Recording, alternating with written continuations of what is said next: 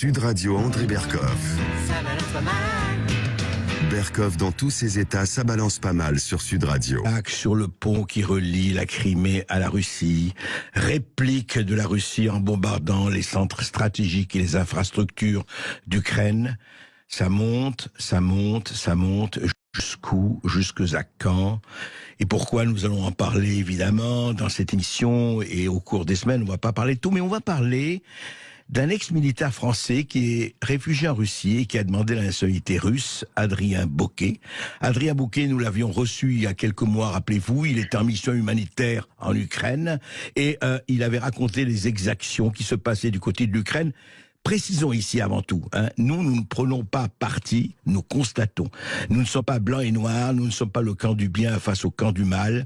La guerre est une chose terrible, c'est un triste cliché, et les exactions sont des deux côtés. En tout cas, les témoignages d'Adrien Bauquet avaient été très contestés, d'autres l'avaient approuvé, et il y a eu quand même quelque chose qui s'est passé. Il va nous dire quand, Adrien Bauquet, bonjour. Bonjour André. Bonjour Adrien Bauquet, vous êtes avec nous, vous êtes en direct de Moscou, voilà, c'est bien ça. Tout à fait, il y a un léger décalage d'1 ou 2 secondes, donc vous inquiétez pas, mais je suis à Moscou, oui. D'accord. Alors, je voudrais savoir ceci, c'est qu'il y a eu, vous étiez à Istanbul en Turquie, demandant au consulat russe un visa pour rentrer en Russie, et vous avez été pratiquement tué, vous avez failli être, disons-le, assassiné. Qu'est-ce qui s'est passé? C'était quelle date exactement d'ailleurs? Alors c'était le 26 septembre. Le 26 septembre, oui. Lundi 26 septembre. Pour remettre un petit peu le contexte, oui. Pour que tout le monde comprenne correctement, je suis au Donbass depuis le mois de juillet et je suis devenu journaliste indépendant de guerre. Je n'ai pas de carte de journaliste, je n'ai pas fait de journalisme. Comme vous le savez, on peut devenir journaliste indépendant de guerre, ce que je le suis maintenant. Je couvre ce qui se passe dans le Donbass depuis le mois de juillet. J'ai découvert pas mal de choses, et notamment l'utilisation d'une bombe française qui a été utilisée pour une attaque chimique le 11 août à Donetsk, qui a été présentée lors d'une conférence de presse début août, lors d'une conférence de presse antiterrorisme du Donbass, où là, nous avons présenté les preuves. À partir de ce jour-là, le soir de cette conférence de presse, l'armée ukrainienne et le SBU, donc les services de secret ukrainiens, ont proposé de l'argent sur les canaux Telegram pour me tuer et doubler la mise pour me tuer en Russie. Ça, mais c'est officiel, ça, parce que c'est grave ce que vous dites. C'est officiel. Il y a eu vraiment. Bien sûr, regardez. Oui. Regardez l'image que vous voyez, donc c'est excusez-moi du terme, c'est Mirovoret. Donc c'est le site officiel. Voilà, c'est le site officiel pour tuer les gens. D'accord. Alors attendez, à savoir que moi j'ai été. Oui, attendez, Adrien, parce que vous avez parlé de Mirovoret, on va reparler parce que l'important c'est que vous racontiez ce qui vous est arrivé. Mais Mirovoret, effectivement, c'est une liste qui existait depuis 2014, au moment des événements du Donbass, qui a été plus ou moins entre parenthèses et qui a été remise à l'ordre du jour. Mais alors dites-moi, dans Mirovoret, on fait la liste noire des ennemis de l'Ukraine. Mais alors j'ai regardé cette liste, j'ai pas tout, il y a des milliers de noms, mais il y a notamment Liseron Boudoul de TF1, Gilles Parot de TF1, Ségolène Royal, il y avait, je ne sais plus s'il est là, Éric Zemmour, il y avait Elon Musk, il y a Jean-Luc Mélenchon, Roger Waters des Pink Floyd. Vous confirmez? Bien sûr, n'oubliez pas que cette liste est actualisée toutes les semaines, tous les mois. Et il y a une liste prioritaire, c'est-à-dire qu'il y a une liste de 100 personnes prioritaires où ces 100 personnes doivent être tuées le plus rapidement possible. Et il y a quelques jours, j'ai été mis en tête de cette liste. Quelques jours après la tentative d'assassinat d'Istanbul, on a remis cette fiche, on va dire, en haut du classement pour montrer qu'il faut que je sois tué rapidement. Deux choses, André. Depuis le début, on m'accuse d'avoir menti ou maintenant de faire de la propagande. Comment vous pouvez expliquer que je suis maintenant sur une liste noire à assassiner? Depuis quand on met des menteurs sur une liste gouvernementale à tuer? Ça, c'est la première question, pour que les gens comprennent bien ce qui se passe. Deuxième chose, effectivement, je me suis rendu donc à Istanbul le 26, car je suis toujours français officiellement. Oui. Et donc, du coup, pour travailler au Donbass, je dois avoir des visas. Et du coup, je vais récupérer des visas régulièrement à l'étranger. en l'occurrence à Istanbul. Donc c'était pas la première fois que j'allais à Istanbul, mais mes déplacements à Istanbul étaient totalement secrets.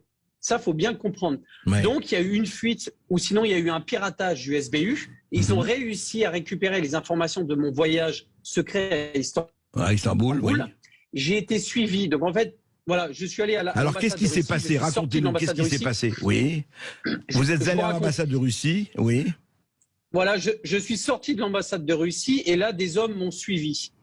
À partir de là, on m'a donné des consignes de rentrer dans un centre commercial pour me protéger et ces hommes ont disparu. J'ai rejoint mon hôtel, je suis sorti le soir à quelques mètres de mon hôtel pour acheter à manger. Et à partir de là, 2 hommes se sont jetés sur moi. Ouais. Un premier homme m'a tenu la tête en arrière et le deuxième a essayé de me mettre un coup de couteau sur la jugulaire. Je me suis contracté, donc le couteau s'est planté en fait sur la pommette, complètement dans l'os, donc à l'intérieur de l'os. Et après, donc je me suis battu en quelques secondes. J'ai été ouvert sur tout le bras, sur toute la main. J'ai pris 3 coups de couteau. Sur toute l'abdomen ici avec une lacération de 20 cm. Ouais, d'accord. Ouais. Donc, j'ai réussi à m'enfuir. Je me suis caché pendant une trentaine de minutes dans un endroit. Ils étaient en train de me chercher avec plusieurs voitures. La police et l'ambulance est arrivée et ils ont disparu. Pour bien comprendre, j'ai été transféré à l'hôpital avec la police, avec des policiers spécialisés d'Istanbul. J'ai été soigné rapidement. Puis, la police d'Istanbul elle-même m'a demandé de quitter le territoire car il ne pouvait pas garantir la sécurité et ma vie à Istanbul. Donc, quelques heures après, j'ai été amené donc à l'aéroport et j'ai été, entre guillemets, exfiltré à Moscou quelques heures après, voilà, pour ma sécurité, où j'ai reçu de nouveaux soins donc, à Moscou. Au total, j'ai eu 38 points de suture, pour que vous compreniez un petit peu le contexte. Rien de vital, mais beaucoup de plaies, notamment celle de la joue, qui a été très, très importante. Voilà. Donc, quelques jours après, vous pouvez regarder sur les canaux Telegram, des militants ukro-nazis ont été interceptés, on va dire, sur les canaux Telegram, avec des informations personnelles qui étaient diffusées sur des canaux Telegram, sur des militants. Vous concernant, sur des militants, oui. Me concernant, exactement. Oui. Du coup, les services spéciaux ont remonté ces canaux Telegram. Les services spéciaux turcs, vous parlez Turcs et russes. Turcs et russes. D'accord. 2 jours après donc mon attaque, un agent du renseignement du SBU a été arrêté. Oui. Et lors de la perquisition, on a retrouvé toutes les informations me concernant par rapport à Istanbul. Donc, on a la confirmation que c'est bien le SBU qui a commandité mon attentat à Istanbul. Ce que je suis en train de vous dire a été posté sur Telegram.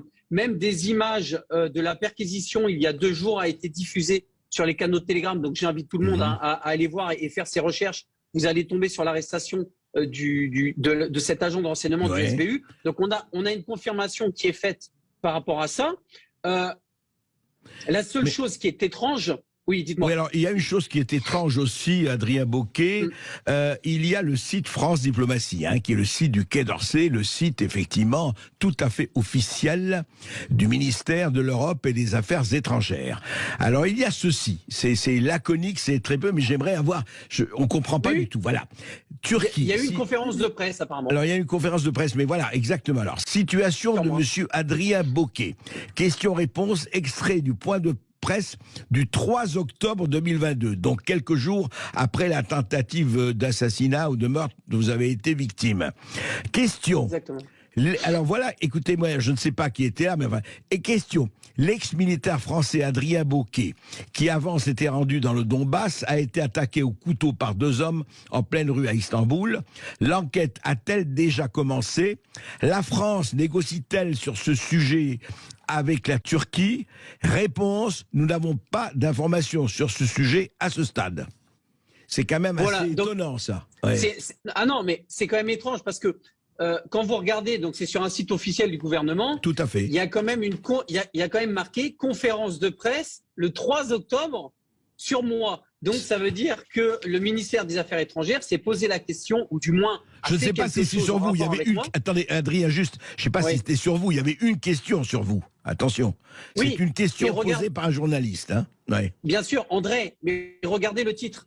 Il y a marqué conférence de presse Adrien Bocquet 3 octobre. C'est le titre. Ce titre-là, le titre qui est marqué là, c'est le titre qui a été marqué par le ministère, pas par la personne qui a posé la question. D'accord. C'est là où je vous fais tilt. C'est-à-dire que le titre qui est en gros sur le site, Oui. c'est le gouvernement qui a mis ce titre. C'est pas la Mais personne alors, qui pose la question. qu'est-ce que vous en concluez? Alors là, position de la France, vous avez eu des échos? La France Alors, ou pas? voilà, Oui. on va en venir. D'ailleurs, je vais passer un petit clin d'œil, excusez-moi du terme, mais vous allez comprendre, aux journalistes, ce qu'on appelle les putaclics. Hein. Je vais en nommer quelques-uns. Julien Pain de France Info, Oui, Alexandre Horn de Libération et Elie Gucker de Médakar. Non, mais c'est trois. Non, c'est sûr. Ces trois petits bobos parisiens qui ne Ils auront, cessent de faire des articles Adrien, sur juste, moi. ils auront droit de réponse s'ils ont envie de répondre. Mais allez-y. Ah non, mais attendez, ils m'ont pas donné le droit de réponse pendant 3 mois. Ouais, C'est-à-dire qu'ils m'ont défoncé sur les réseaux sociaux. Je n'ai jamais pu répondre à ce qu'ils avaient marqué, etc. C'est pour ça que je tiens quand même à préciser que ce sont 3 journalistes, des bobos parisiens, qui sont derrière leur bureau, qui sont pas capables de prendre un billet, de venir à Moscou dans le Donbass, sachant que n'importe quel journaliste peut venir dans le Donbass. Ça, c'est le premier point. Ouais. Ce sont simplement 3 journalistes, excusez-moi du terme, des putaclics, qui ne cherchent que des clics à inventer quoi que ce soit. Et je vais terminer juste sur ça. La fameuse enquête de Libération qui est totalement fausse. Je reconfirme devant vous que j'ai bien été fusilier commando, auxiliaire sanitaire et magasinier érotique armement. J'ai bien effectué ces 3 postes dans l'armée française. Je ne suis jamais parti de l'armée française de moi-même. J'ai été blessé et on m'a fait partir avec une pension militaire. Excusez-moi, parce que je veux juste souligner certaines choses. Et dernière chose, le fameux Alexandre Horn là, qui fabrique des enquêtes. Il a sorti une enquête sur moi. Dans cette enquête, il n'y a aucune preuve de son enquête. Un exemple, la soi-disant réponse du ministère de la Défense. Où est cette réponse du ministère de la Défense? J'ai demandé à Libération à 3 reprises d'afficher la réponse du ministère de la Défense sur moi. Ils n'ont jamais voulu diffuser cette réponse. Je termine, voilà, là j'ai terminé. Non mais d'accord. Et juste que vous compreniez bien. Je voudrais qu'on revienne à l'essentiel qui est effectivement. Voilà. Je comprends que vous ayez envie de répondre à ces journalistes qui, encore une fois, pourront nous répondre s'ils ont envie.